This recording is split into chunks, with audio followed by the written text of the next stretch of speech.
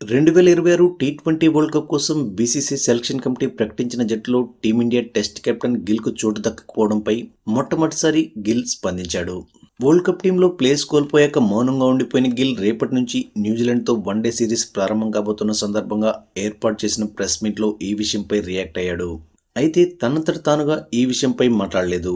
Media అడిగిన ప్రశ్నకు బదులిస్తూ, మనకు ఏది దక్కాలనుంటుందో అదే దక్కుతుంది, విధిరాతను ఎవ్వరూ మార్చలేం. ఇక్కడ సెలెక్టర్స్ తీసుకున్న నిర్ణయాన్ని నేను పూర్తిగా గౌరవిస్తున్నాను. వాళ్ళు ఎటువంటి టీం అయితే కావాలని భావించారో అదే టీం సెలెక్ట్ చేశారు.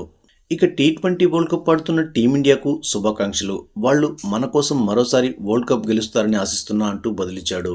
ఈ విషయం పక్కన పెడితే గంభీర్ ఇంకా అజిత్ అగర్కర్ కలిసి సడన్ గా ఆసియా కప్ 2025 టోర్నీకి ముందు శుభ్మన్ గిల్ ను టీ20 స్కీమ్ ఆఫ్ థింగ్స్ లోకి తీసుకొచ్చారు. అతనికి వైస్ కెప్టెన్షిప్ బాధ్యతలను సైతం అప్పగించారు. గిల్ కోసం అద్భుతమైన ఫామ్ లో ఉన్న సంజు శాంసన్ ను సైతం పక్కన పెట్టేశారు. దాంతో సెలెక్టర్స్ పై తీవ్ర స్థాయిలో విమర్శలు వెల్లువెత్తాయి. సంజుకు మద్దతుగా చాలా మంది మాజీలు, క్రికెట్ విశ్లేషకులు తమ వాయిస్ ను సోషల్ మీడియా వేదికగా వినిపించారు. కానీ ఆ తర్వాత గిల్ ఆసియా కప్ తో పాటు ఆ తర్వాత జరిగిన సౌత్ ఆఫ్రికా టీ20 సిరీస్ లోనూ చాలా దారుణంగా ఫెయిల్ అయ్యాడు. కనీసం ఒక్క హాఫ్ సెంచరీ కూడా నమోదు చేయలేకపోయాడు.